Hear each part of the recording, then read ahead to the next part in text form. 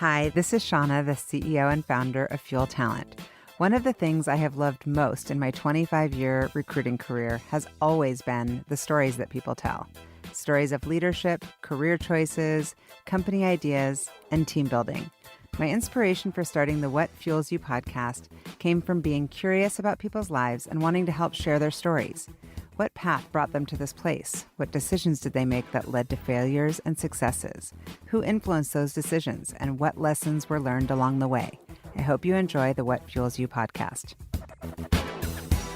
Today's guest on the What Fuels You podcast is serial CEO and cloud enterprise technology entrepreneur Adam Wray. In 2017, Adam founded AstrumU, a software company created to translate educational experiences into economic opportunity.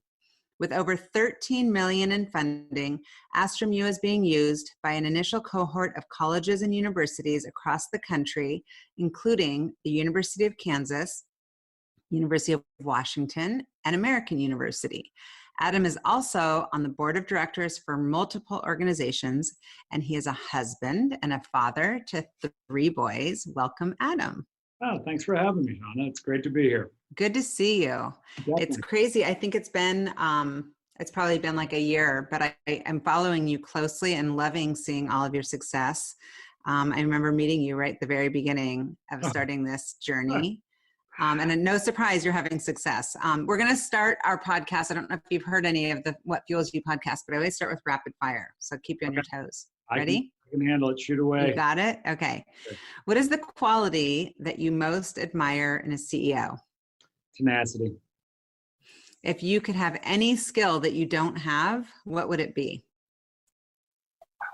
Could be a magic skill too, like flying or being invisible or I got it. something Okay. crazy. Any skill that I don't have, what would it be? It would probably an admiration for. Golly, that's a tough one. I want to think. It is a tough one, right? You want to give it. You want to give it thought and come back to it. Pause on that one. I'll come back to it. I feel like I flubbed that test. Well, that one's hard, right? What business book do you love and most often recommend to others? And if not business, because you might not read for business, a personal book. Yeah, I read a lot of books. I always have a goal to do at least 25 a year on different business subjects, independent of what I read for personal pleasure. And so, some of the books that I've found recently that are very, very valuable over the last 2 years are like John Mackey's Conscious Capitalism. John Mackey being the founder of Whole Foods, spent a considerable amount of time talking about, culture and building employee. Also, Start With Why by Simon Sinek. Oh, I've never read that. I've heard that's really good. Excellent book. Yeah. It's all about using the mission as the focal point when you start a company. If you understand why, it's much easier to get through the how and the what. The what, ultimately, just the tactical of how the market responds. And so anybody that's starting a company, if you can't answer the why, you have a longer road to go. What is your favorite way to spend time with your 3 boys? Favorite way is skiing up in Whistler. I had a feeling you were going to say that. I don't know why I pictured you like skiing with your kids. Well, this might segue then well into the next question. Beach or mountains? Yeah, mountains. Mountains by far. The problem with the beach is I'm great for 3 days, and then you can only drink so much and have so many cigars where you're just bored out of your skull. Yeah. And I know you can scuba dive and all that stuff. There's the mountains, man. You can start the day off, go all day, ski till about 1, and then have a big lunch, drink a lot, and then play around. Yeah, and then a hot tub. Yeah, exactly. So you get that physical exercise and a lot of fun and scenery. And all my friends, we're kind of skiers. We're not hardcore skiers, but all my friends who ski a lot with their kids say it's like such nice, undivided, no technology time where you kind of have them captured in good conversation. So that's awesome. What is your favorite season? My favorite season, it's funny, here in Seattle, it's a little different. So I was raised in the Midwest, and in the Midwest, it would have been easy spring or fall. Spring, probably. It's a beautiful time of year in the Midwest. Up here, if you don't say summer, it's almost like you're crazy, right? Yeah, right. You're like, how about winter in Seattle? Yeah, darkness. I You'd don't be know. like a depressed, we'd send somebody for you. Yeah, exactly. Overcast clouds are just what, Yeah. overcast clouds mean that there is actually snow in mountains. That's how I define winter. Oh, well, that's a good Uh, attitude. yeah. What's your biggest fear? Um, I'm like, wah, wah. yeah, I mean, yeah, it's like, I don't know. It's a great question. The fears itself, I mean, probably the fear is, am I doing enough? Am I doing enough in my personal life and my growth, and to help my individuals, help the company, and specifically the employees. We're a small company, but I've managed multiple companies, and so you have to take the accountability to really help your individual employees grow. Hmm. And it's so I'm always asking myself, I'm fearful, like, is there more I can be doing? Is there more ways I can be helping? If I Right. know if I can help them maximize their potential, then we get what's called a force multiplier in the company. Right. Exactly. That's what I'm. Exactly. Okay, I'm coming back. If you have a skill, have you thought of one? If you haven't, we can move on. Yeah. So the skill, I always marvel at people that have a very, very sharp mathematical mind. Mhm. I've had a couple of friends who are great engineers who I would get them drunk just to see how long they could do complex math problems, and they can 10 decimal points. And I'm like, you guys are just sick.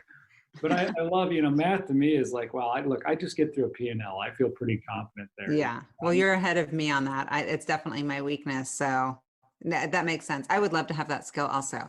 Okay. So tell me more about you. As you know, on this podcast, I love to dig deep with people and try to understand what makes them tick, what fuels them.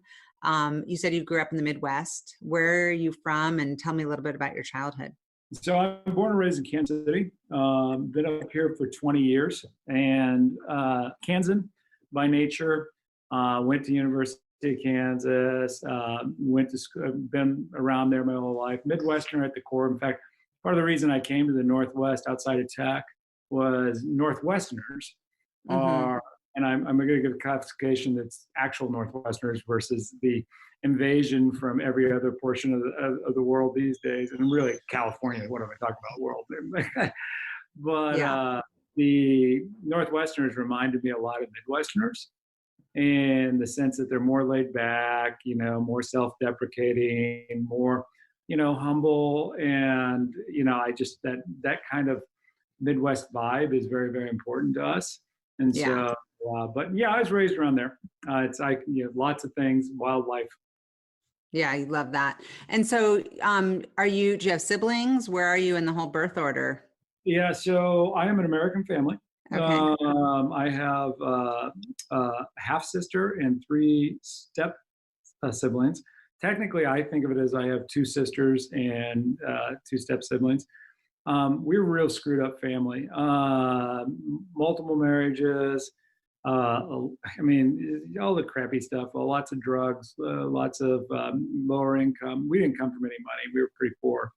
Um, Mm-hmm. and so, luckily my sisters that I'm very, very close to, they both, were good. They're both 8 and 9 years old. I'm the youngest of Mm-hmm. all of them.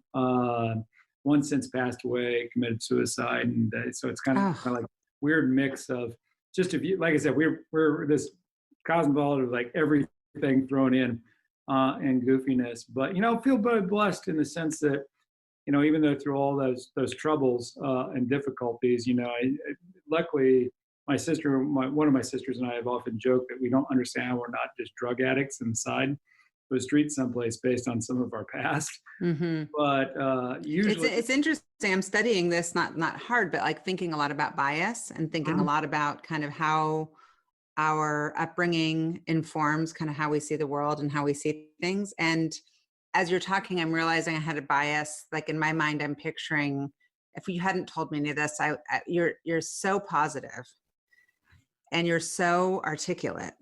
And not to say that you wouldn't be those things, but where do you get that from? And at what stage did you have a click of like, okay, I'm either going to fall down this path or I have to change my mentality, or did you never fall into the darkness? well, it's a great, so there's one benefit if you see it, like if you've seen somebody when you're 6 or 7 shooting up LSD, and that's kind of a normal thing, or seeing people that do coke or heroin, and, pick your, and I know that now they've got a whole nother slew of different types of drugs. Right. But if you see that and you see how people are actually responding to it, you're going to have two paths you're going to go down. One path is either you're going to, fall into that trap, of that, quick hit gratification. Or if you're young enough like me, being around it for so long, by the time, I was older, I saw the negative, the massive negative. Right. You're like, I know now what not to do. Yeah. And it's like, it was the perfect anti-drug scenario, because I'm like, look, these people have self-image issues. They often have depression issues. They're hiding, they're avoiding accountability for whatever reasons, and everybody has their own path they have to go down, I get. But, for me, it was kind of like, okay, I'm not doing any of that. So then you start gravitating and looking for anyone you can find as an example that can be a better. Yeah. So who was your example or your anchor in your childhood years? So luckily for me, though both my parents, one was kind of a hippie, and my father, for kind of the first dozen years of my life or so, was not really active, but I will say that he did an immensely better job. By my teenage years, became more active and helpful, and it came by the time I was 16, 18. But I'd say the person early in my life was my grandfather and grandmother on my mother's side, because whereas my mom was off the reservation, the lover, but my grandparents were traditional. He fought in the war, World War II. Oh, interesting. That's so, I was going to say, like, is this like a generational thing? It sounds like your mom kind of broke the pattern and kind of went a different direction. Yeah, well, I mean, it's a classic, the world, that's the generation saved the world. Yeah. They're very, humble, very conservative in their approach to life and everything. And they're just, good quality people. And then the baby boomers, who they want to spoil because they had nothing, because they lived through the Depression, end up being, let's just say, all over the place. And so my mom was one of those. Yeah. Are they still alive, your parents, your birth parents? Nobody is. Nobody. Just both my parents are dead. All my grandparents are dead. Oh my gosh. And did they get to live to see you? I mean, you went to college, you went on to get an MBA, you've had tremendous success. Was that a driver for you to like kind of be the hero child?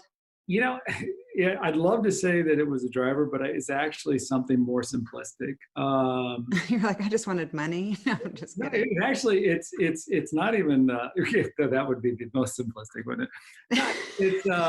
And if you ask my boys, like, what's the purpose of money? They'd say money is just a tool. Yeah. It's a tool to give you options, and that's all it's purposeful for. The money itself is intrinsically not anything more important. People are what's important. And every person is a book, and you have to open up the pages to find out what you got. And so don't judge them by the cover. Ultimately, it was like, look, I just wanted the option of not having to think about money in a context of making decisions with my time. And so for me, success was a drive to see what I could accomplish, but what I could accomplish in the sense that I just wanted money to be a non-factor. So just so you don't have to think about how am I going to pay the mortgage, or how am I going to get a car, get my kids to college, or any of that. Yeah, I mean, because I had to put myself through school, I was in massive debt. Wow. So I mean, like, in fact, when my wife and I, who's now my wife, we've been married over 25 years. When we came out of school, the joke was, like, cell phones were just in the 90s, right? And so we literally have, somebody. We didn't pick up the phone because we couldn't pay every bill. So we always did our bills, 3 or 4 bills, and every third or fourth we get the payment that month. And by the third month, you had ignored the bill. They were like, okay, the collector's coming. I'm like, oh, here's the payment. Yeah, just in time. And were you a good student? Yeah, no, actually I graduated with honors, shockingly, because I completely blew off high school. It was 626 out of a class of like 635. I think they just wanted me out. They're just like, look, just here's a diploma, just leave, don't come back.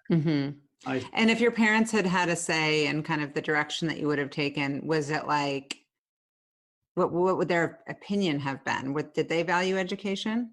They did. Both of them got their degree. They got their degree after.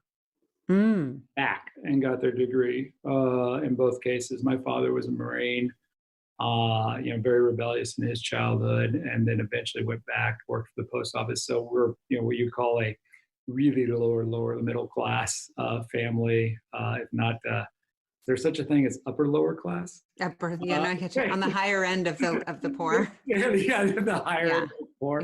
I mean, we most of the time had food. At times we didn't have food.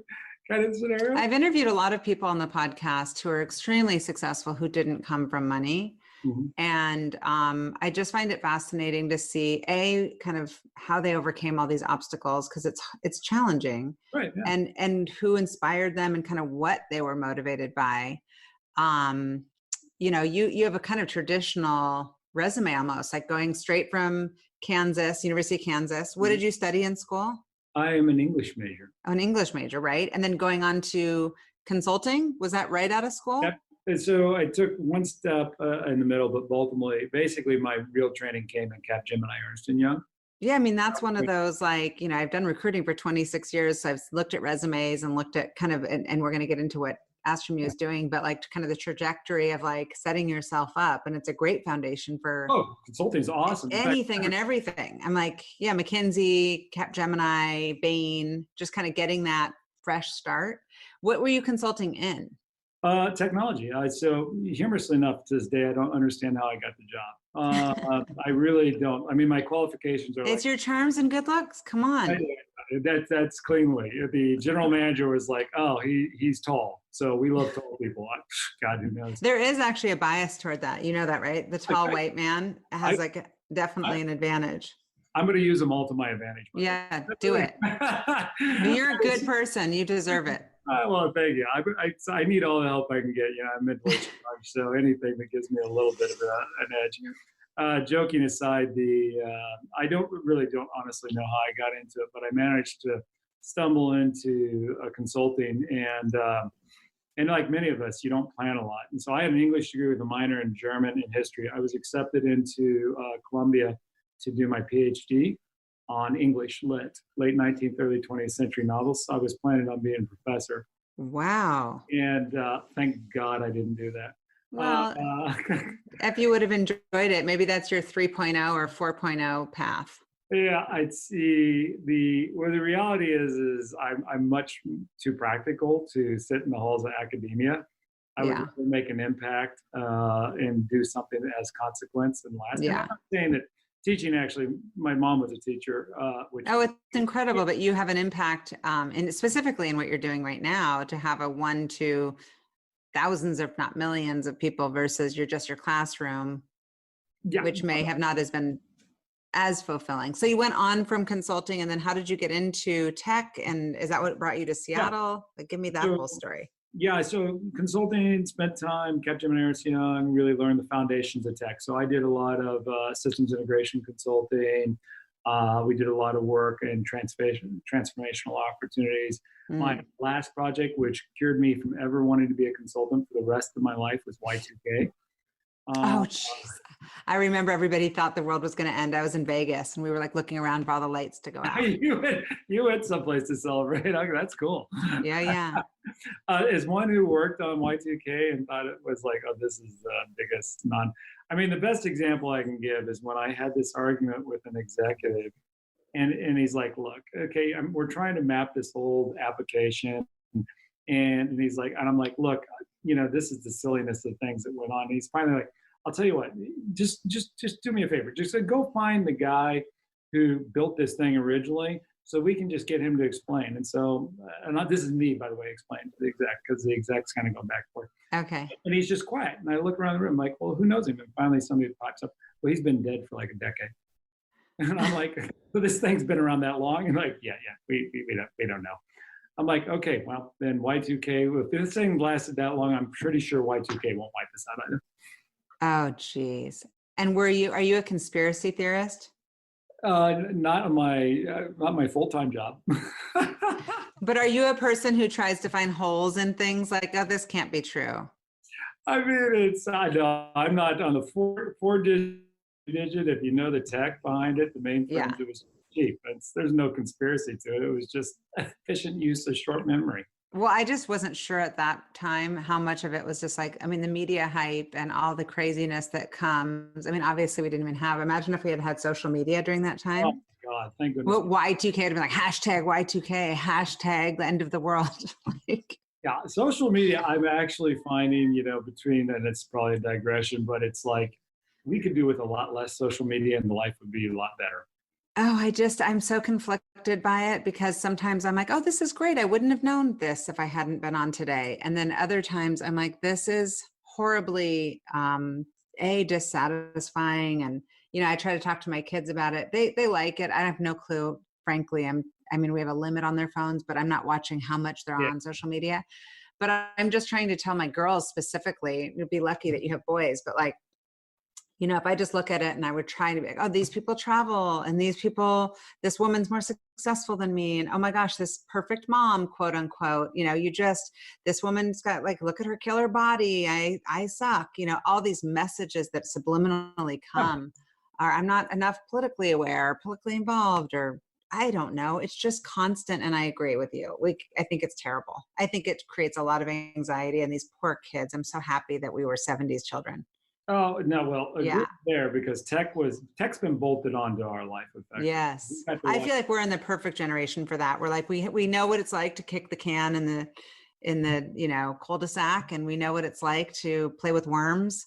Well, I've got the best because you'll get this probably from being with friends. It's like you sit there and you're like, somebody's like, oh, you remember that movie? And everybody's like, and we'll oftentimes tell, but no, nobody gets to pick up their phone.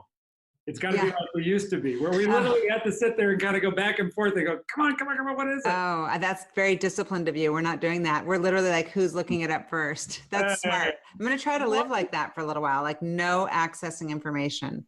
Oh no, it's better. It's like, hey Siri, what was the movie with Will Ferrell back? She's probably going to answer right now. That's so funny. I do actually have a Siri near me. That's my conspiracy theory is no Siri, by the way. I don't want anybody listening. That's the CIA. There's my conspiracy theory. I know. I do agree with that too. We were given one. We were given two from like my husband was given them as like gifts. Mm-hmm. And next thing I knew, they're plugged in. And I was like, this is so scary. I don't like this. This is awful. They're definitely listening to us. And then you just get kind of used to it. Hey Siri, put on blah, blah, blah song. I'm doing the dishes. I need to stop. I agree with you.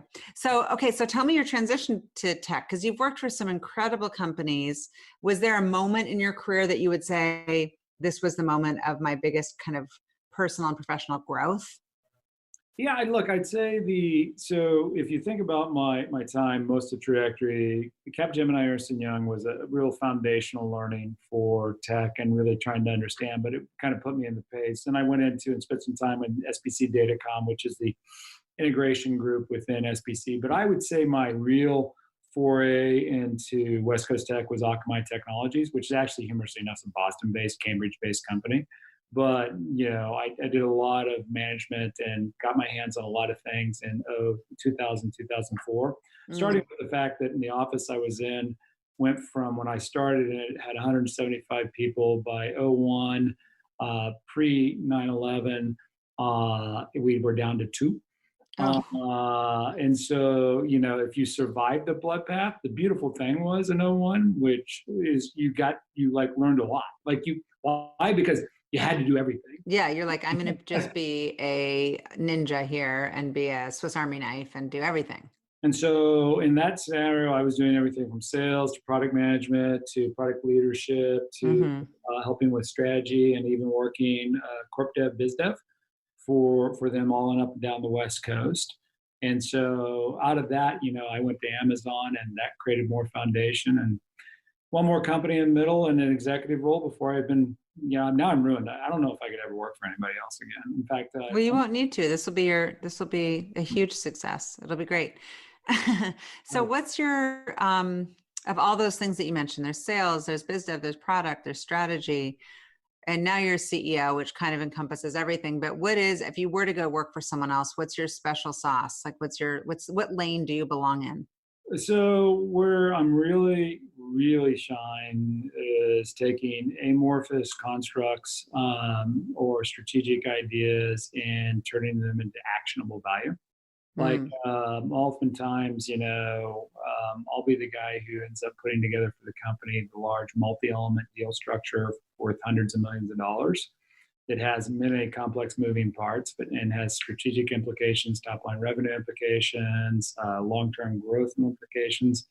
Those are the things that I shine in because it's a combination of working with strategy, executives, technology, deep, sometimes very deep, and really putting them together in a way that adds value to both sides of the party. Mm-hmm. So I've done we did a deal when I was working for Limelight Networks, which was a deal that we put our technology in Bell Canada, that they could OEM and resell component pieces of us, and a lot of OEM into certain things they have. That deal was like a $48 million deal that candidly was the reason the company kept hitting their EBITDA targets after the 07-08 crash.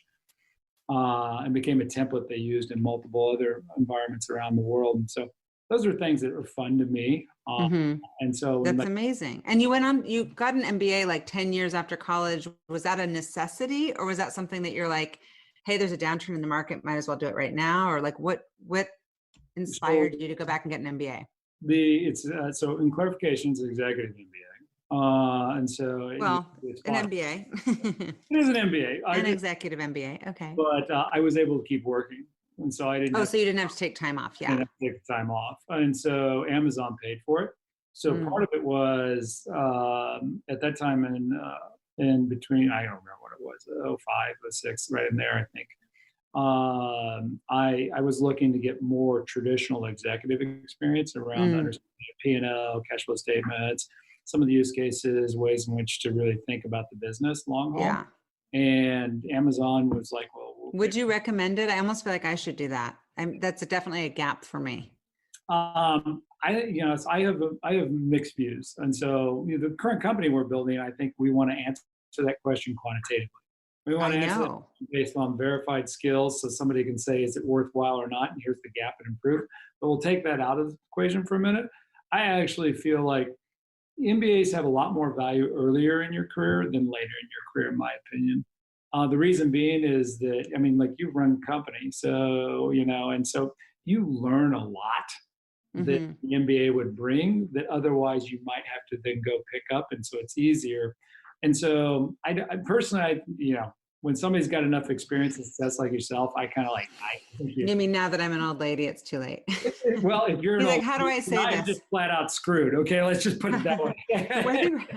What's funny is you don't have any gray hair and you've got a baby face. So I always thought you were a lot younger than me, but then I do know that you've been married for a long time and that you've got these kids. So I is the word deduced. I deduced that you might be my age. I'm 48. So okay, I'm older than you. I'm becoming an old lady. So we're both old, but I turned 50 this year. Ooh, what a fun time to turn 50 during a pandemic. Yeah, everybody did just for me. I was so proud. Yeah, you did the drive-by signs and all of that. Yeah, whatever.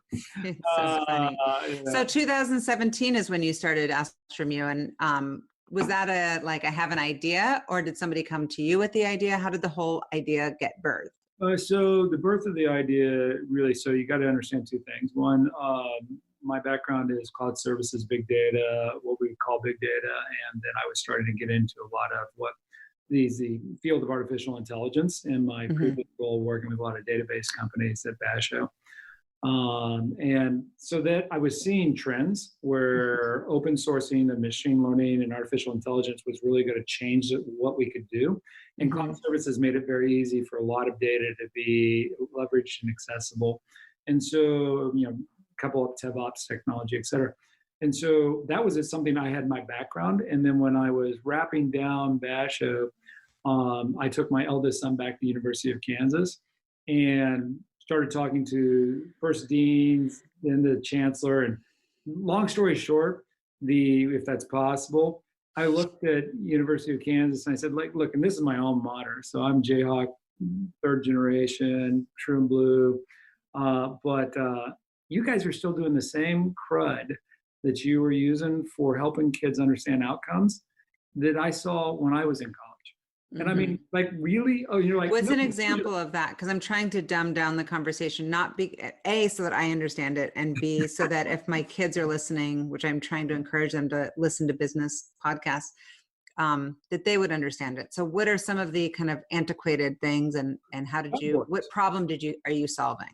I mean, so the problem, well, antiquated is different from the core of the problem. Yeah. The antiquated are tools like that were made for 60 years ago, like job boards, that, you know, use blunt force filters to figure out who to talk to. I mean, if you want to level the playing field, if you're really trying to do diversity and inclusion, job boards are like the almost, you know, most difficult way in which to go about it. Because you're almost guaranteed that somebody that started with lack of social capital is not going to be in a position to actually, you know, shine the same way as someone who's got, you know, all the access and capabilities.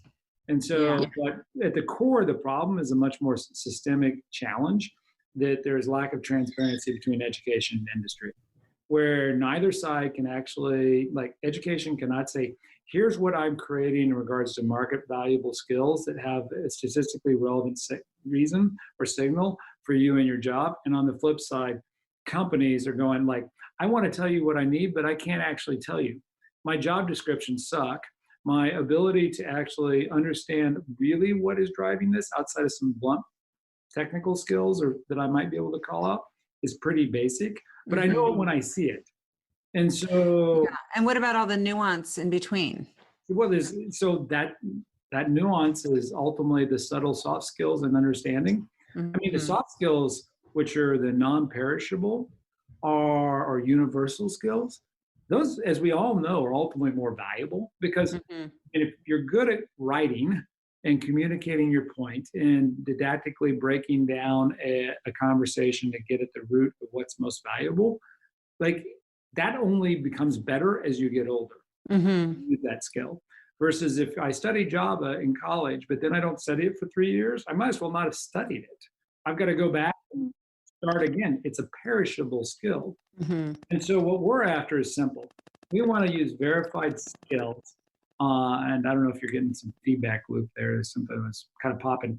But we want to use verified skills to understand specifically what type of market relevant, verified content or data from the institution and from the employers to understand what market relevant skills are being created along the educational journey, and then translate those down into the competencies in which you've attained them, so that we can then help the other side understand what competencies are creating. So when we say someone needs Java, great. What level of competency are you really looking for? When we say someone needs, you know, the ability to communicate, okay, what level of competency are you looking for? Well, I can break that down with machine learning and artificial intelligence, and then understand where somebody is most aligned to be successful. Oh, wow. And so what's the exact business model that you came up with as far as, you know, in 2017? And has that changed or stayed the same since you founded the company? So if you're going to found a company, there's kind of three things that you're always going to have to go through. You're going to have to go through why, what's my mission? Then you're going to have to go through how, well, how am I going to take the steps to map that out and actually accomplish it? And then you're going to have to go to what the heck am I selling to someone that fills a need, and they'll actually push some cash across the table. And so we knew the why. The why was we had a mission that we wanted to level the playing field. We wanted to break everything down into attributes that people could verify and understand exactly where they are in the journey, so that they can control and be empowered in their future. And if you're going to really like open up opportunity for everyone, that's what you have to get down to, base level understanding of attributes. And so that was the why. The how was our translation engine. So we understood we were building this engine that was going to translate market relevant skills from educational experiences and help people understand exactly predictively where they are as an individual with a learner score or outcome on where they were going, what they can actually do from a pathway to a job role. The what was the tricky part, because we didn't know. There'd be a challenge. Who's we? Well, ultimately, the team that I started putting together, I mean, I didn't even know. I had thesis ideas. You knew that there was just, I want to test this. I want to go out and do some market research and understand if I'm the only one who's thinking like this. Well, so the translation engine, like if I tell somebody, hey, look, I can tell you what market relevant skills are going to create predictable outcomes with 8% or higher probability. Yeah. Well, people go, well, yeah. Well, can you identify that in people? Yeah, you're like, but how are you going to do that exactly? Yeah. And then what do you consider success? Well, performance and retention. Then the question is how, to your point. And I'm like, okay, now I've got to decide, well, how do you want to consume that, right? Yeah. Do you want to put that in your ATS? Do you want to put that in your reskilling, upskilling for your capability academies? Do you want to, if you're an educational institution, do you want to, put that into your career services center or your pedagogy? That was what we had. That candidly, that has been, building the engine is very, very tough. Because, I mean, for example, and we're what's called a school official with the University of Washington. And with other universities that we work with. And what that allows us to do is actually see all the transcript, co-curricular, extracurricular activities that the university has on a student, as well as 10 years of alumni. So all 50,000 students plus 10 years of alumni. And what we do is we give back to the institution those insights on here's the market relevant skills and competencies, the level of those skills that those students have, and that's how it's creating outcomes. Now you can take that and understand what type of pedagogy is being used to actually get outcomes, and you can bundle it together and you can guide quantitatively into predictable outcomes or pathways for your students. And so, how University of Washington decided they wanted to use that. So like, look, we want you to take like a sales cert. Here's a use case. Yeah. A sales cert program. And we're going to give you all the content around that program so that you can understand what we're creating in regards to competency and market relevant skills. You're going to translate that, and then you're going to show us the type of outcomes and the thresholds for job roles so that we can then communicate and invite employers back in to work with our students on actually breaking that down to base level and say, okay, here's the 3 students. You don't need to talk to all my students in a DocuSign. Here's the 3 to 5 students that have the highest probable alignment based on market relevant skills to your role. I'm teeing them up for you with quantitative data. You talk to them. Now humans do their part. Go figure out if that's the person like you the want. The right attributes. Yeah. Interesting. And so is it just for people who are just freshly out of college? Yeah. So because I know that there's stuff on your website that talks about ongoing learners and people who are, continuously learning. How does that way of describing it play a role? So so if you think of it, learning is a never-ending process. And so to your MBA example, or to an example of, somebody that's being reskilled or upskilled at a company and a training program. And so the real question you have to ask is, what is that program creating in regards to capabilities or attributes? Yeah. And then if you can measure that and quantify it, the next question you have to ask is, who should I send? If I'm an employer, who's the people? Or am I just going to assume, well, people that are in this division, they're the ones I should offer it to? How about we quantitatively tell you, here's the people that meet that highest threshold, and guess what? You might find them in some really strange places. Like, customer service center, where some people, we've been able to capture some signal on those people, and they actually have the capability that if you gave them that class, they could be very successful. That's so interesting. Yeah. Wow. So you must be learning a ton yourself. And when you started it, I know you put together a team. I think it's helpful for others who are starting a company to learn how you looked at that, like, complementing your own skill set and filling in the gaps, and also how you went about even those first, few months. Not everybody has the ability. You bootstrapped it, correct? Yeah, I bootstrapped it. So effectively really started down in the beginning of 17, incorporated it or late, I call it November, December of 16, incorporated in July of 17. That's the reason I incorporated. That's when we took $1 million from Ignition and John Connors. Seed money. And they don't normally back seeds, but John sat on my board of my first company, which sold successfully. And so he's like, yeah, no, this one's good. Because the whole idea is like, if you can translate educational experiences and really give people predictable individual learner outcomes as a score, you can change all of society. Like, How is this time, this moment? I mean, even just this morning, I was watching the news. They were talking about college football, Oh, yeah. and the funding of that, and how that funds all the other sports. Like, how is this moment shaping in any way? Maybe it's not, but your business with all the universities and colleges being at risk and some of them closing through the pandemic. Well, I mean, so we sell to universities, companies, but we ultimately also serve as a client, though we don't charge the learners themselves.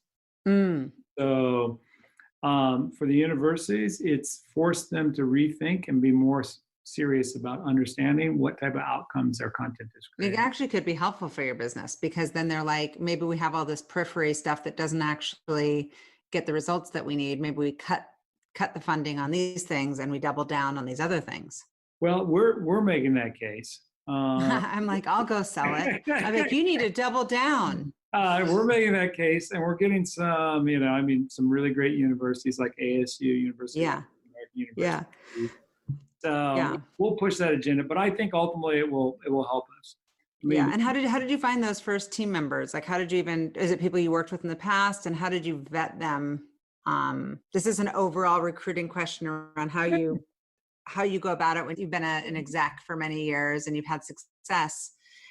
What's your theory around recruiting and vetting specifically for startup mentality? well, I mean, so for the startup mentality, if you ask the VCs, they prefer founders or not sole founders. They always Yeah. give them two or three or better. Two. Right. I would say when you're doing your first company, it's nice to have somebody's shoulder else Yeah. across. Yeah. Or at least say, please tell me I'm not insane. Besides your wife Yeah, exactly. or your husband. Yeah. Pick a spouse of choice. Yeah. But if you've had some executive experience, you usually have a bench of people you can work with. And so first person, I was using a contractor, a friend of mine, Oleg, who really kind of helped some of it. And then ultimately a series of other data scientists that I've known. Ultimately, Kai Pedersen it became our CTO about a year and a half ago. Kai is incredible. He was our client at his last company. He's the real deal. That guy's so smart. He is wicked smart. And Kai and I became good friends when he was my client over 10 years ago. Oh, wow. And after that experience, for years, we've been saying, one of these days we're going to work together. Like, it's just inevitable. Like, we think That's so cool. tackle. And so he was coming off his other gig, and the window opened up, and so it worked out great. And so you look for people like that. Like my chief revenue officer he's worked for me 3 other times. Yeah. Well, I saw that you have a nice diverse population as far as the overall company goes. Are you thinking about bringing in more women in the executive level? Well, head of data scientist is a female. I love that. So, I mean, that she might be the most important person we've got. Don't say that too loud. She'll get recruited. Yeah. Don't worry. She loves it. She's so happy. She's unrecruitable. Nobody's allowed to take her. Unrecruitable. And how does the business work as it relates to targeting, well, if anything, like veterans? It's funny you bring that up, because the veteran side is my whole family everybody's been in the military but me. And so this is kind of a passion point where I've watched veterans come out, or active military come out as veterans, and they're so not. Their skills are just not valued by society. Well, I'm learning about this right now. So I'm actually I want you to help me think through this, because I want to do whatever I can to help vets. I mean, it's just difficult. If you think from the employer's perspective, they don't know how to. I mean, if somebody says like, "Look, that's great, you drove an M1 Abrams tank and you managed a team that did that," but they forget that that's a $60 million piece of equipment, and that it's incredible logistical experience, it's incredible leadership experience in running the tank team, et cetera. But they don't know how to value that. I mean, they can't translate that into a job in the. That's sad to me, because I see it as like that would be probably my best. The work ethic, the discipline, the follow through, the commitment, the grit. I mean, there's all these like kind of soft skills, but those are the most, as we started talking about earlier, those are so valued. I just need to figure out a way, and I'm trying to learn this right now, kind of doubling down on this, but like how you access them and how you can quantify what exactly they did. If you don't have a military background yourself, like I don't know where the different departments are what they actually did is hard for me to vet. No pun intended, but no, it's hard for me to assess. I would say that, from our perspective, how we're tackling that is that we see a lot of veterans, and like we have 21 million learners in our system right now. We're pulling from. And so we've got a lot of veterans in there, so we can see some of how their experiences have played out longitudinally, because we look longitudinally at data from education into industry, regardless of stage of life. But ultimately, the best way to do it is we're in discussions right now with the Army for a very large strategic contract to do translation engine as a service. To me, it'll be the quickest way. And part of our pitch to the Army, candidly, is like, look, we can help you not only understand how these veterans bring their skills, competency at different stages within their path within the Army, but then we can help the soldier for life, is what they call it. Help those soldiers understand what job roles that translates into in the private sector when they leave. Well, that's interesting, because I would think that would be an incredible recruiting tool for them, for the Army, because it's like they're not just selling, hey, I might be able to help you pay for college, or might be able to get you kind of some, whatever it is that you're looking for, a structure, right, time away, discipline, whatever it is, travel. But actually, this is not a 2 to 5 year thing. This is like kind of a lifetime thing. That's really cool. I love that. And considering how much money they invest in education, in yeah, the military, I mean, geez, it's like, I have a friend who's a vet who has over 200 credit hours and no degree. I mean, he's got his associate's degree, but no BA, because the credits that he got transferred, they said, okay, we'll give you credits for that at the school, like University of Maryland, where he went back to. But he's like, we're not going to actually give that. Like, I don't care that you had this advanced bio class. I can't accept that in mine. So it's just general credits. So you only need 120 credits to graduate with a degree. So he's got another degree. He's got 2 degrees in his credits, but it's a really common problem with vets. That's super fascinating. I wanted to ask you, some of the people that listen to this may not have heard of the company before, and hopefully are now intrigued. What's your kind of pitch when you're trying to get people to join the company? Why would they choose you? Why would an engineer come to you over everybody else, like Google and Facebook and Amazon, who's taking everybody, paying them all sorts of money? Well, so the good news is all of my engineers could easily have turned down jobs with Google. Yeah, you've got an incredibly impressive team. We've got a lot of PhDs, a lot of masters on the data scientist side. We've got a lot of really experienced engineers, full stack engineers. And the pitch is simple. It's like, look, those companies always are there for you. But the reality is you're going to be doing one thing like ad serving, Lyft or something. Come here, and what we'll bring to you is we'll give you the chance to do something that's never been done before. Break down the barrier between education and industry. Working with data that no one has ever looked at, truly verified data end to end, you can have a chance to do that and engage in that and literally change the way in which education and industry work together going forward, which has massive ramifications on society and leveling of society and creating opportunity. I don't know, it might be kind of fun. It's super fun. And what about the actual culture and kind of perks and what it feels like to be a member of the team? So I wrote my culture rules for the company before the company was formed. Good for you. Third time I've done it, I knew culture is everything. So we pay attention to, things like, employee first. We pay attention to, we stole one from Amazon, bias protection. It's that's a good one though. We say we get shit done. Yeah, I mean, it's same thing. GSD, yeah. It sounds. But, so for us, it's like the goal is to create an environment, a trusted environment in which an individual feels confident enough to be able to ask a question or make a challenge. As long as, of course, it's respectful, everything's open. And so I tell the team, I'm willing to be completely transparent. If there's something I can't share, I'll tell you I can't share that. I mean, you'll have that complete transparency, but I need people to be willing to not, like I tell people, I take a quote from George Patton. George Patton said, look, I don't tell people how to do something. I tell people what I need accomplished, and then I let them surprise and delight me on how they will actually accomplish it. And because of that, people will always come up with a better idea, a better way than I might be able to do myself. They have the expertise there. And so I want to enable people, because if we enable people to learn and grow, then I get my force multiplier. Where my for team sure. of like just under 40 can accomplish what a team of 400 can accomplish, because it's not about numbers. I'm not good at math, but that's a serious multiplier.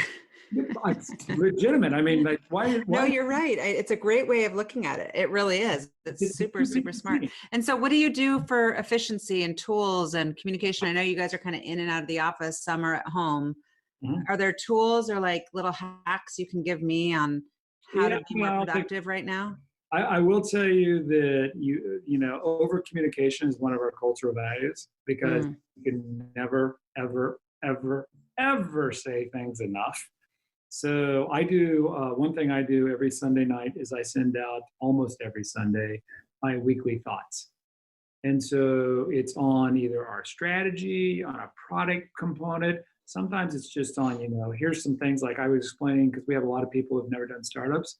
I had a whole thing where I grabbed some articles on product market fit. Said, look, product market fit's a messy process. Right. You guys don't know or understand this, but actually that's the process. It's how it works. Yeah. And educating them on how these type of things. So I use that to communicate. But often the tools, outside of email, it's Slack.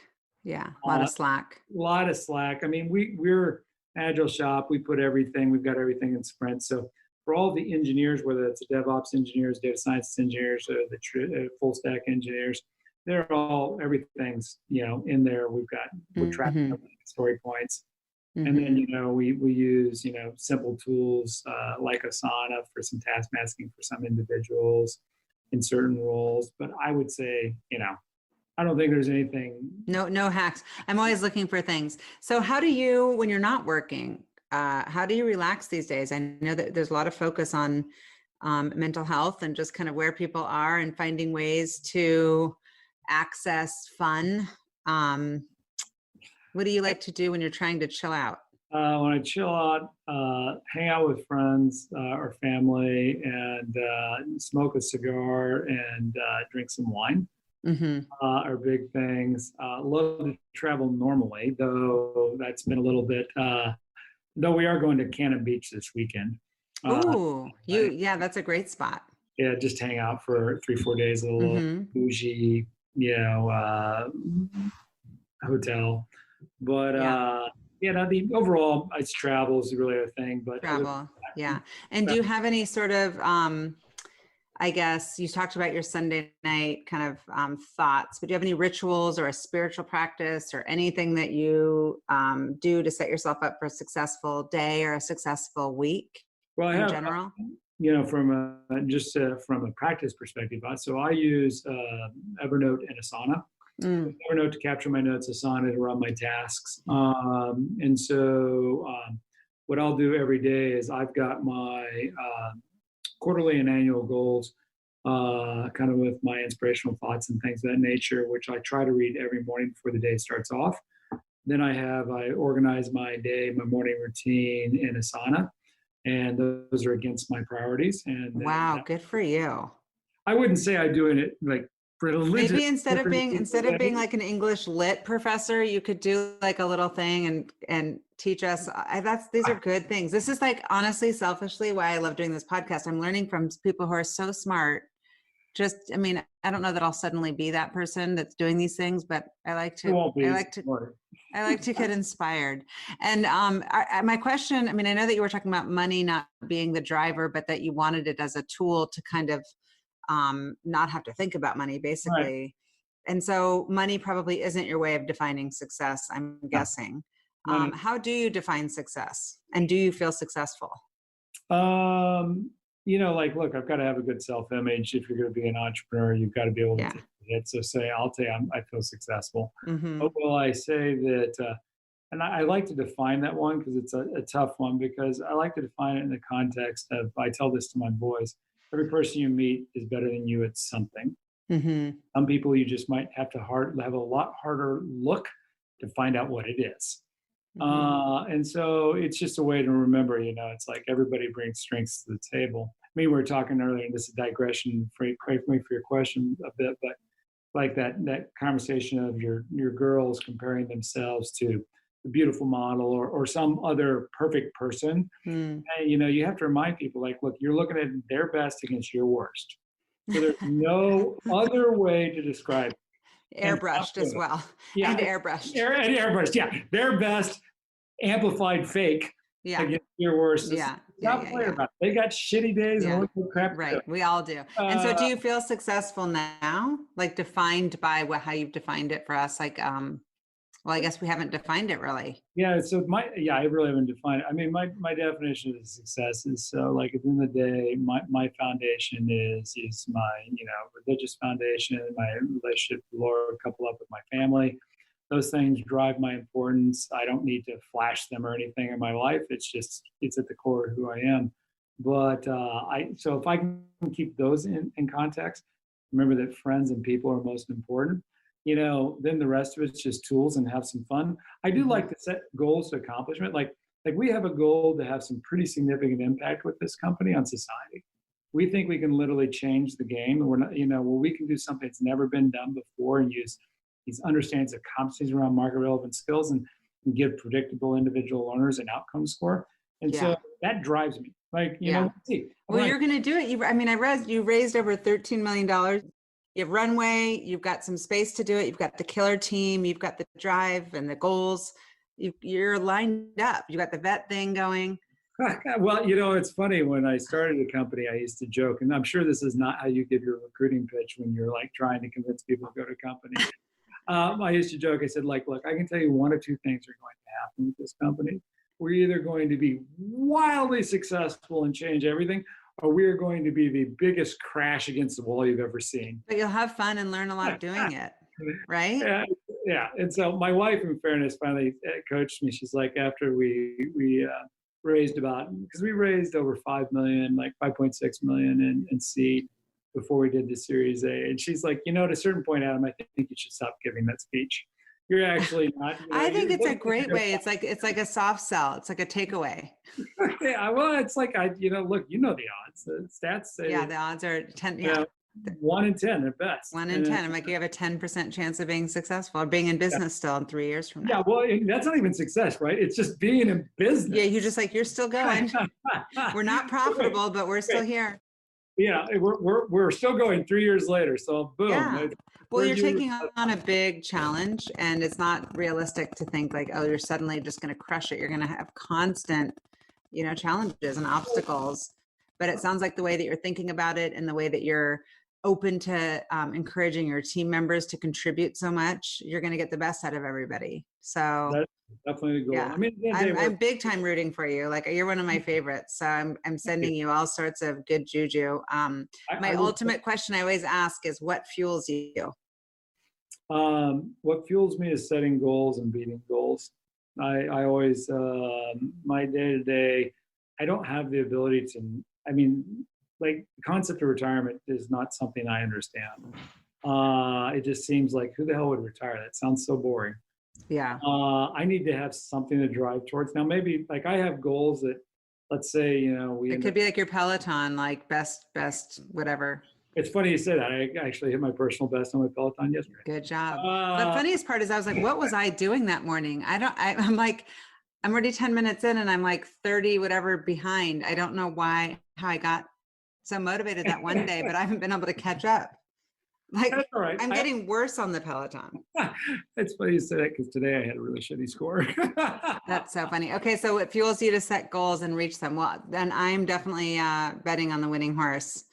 I wish I was one of the early investors. I messed that one up. I didn't have the opportunity. Is it too late? It might be. It might be too late. I'm in the institutional investor range now. Oh, man. All right. Well, so good to see you. Thank you so much for joining. And I hope I get to see you soon. Say hi to Kai and the whole team. I will pass it on and appreciate it. And stay safe. Stay safe, and until we can have a glass of wine together. I can't wait. Talk to you soon. Bye. Thank you for listening to the What Fuels You podcast. Be sure to subscribe, rate, and review on iTunes, Google Podcasts, or Spotify, and follow us on social media to keep up with the latest news and episodes. You can also contact us at podcast@fueltalent.com to provide feedback, ask questions, and share topics or guests you would like us to cover in the future. We hope you feel inspired by our guests and that we have helped fuel your day. Join us next time for another episode of What Fuels You.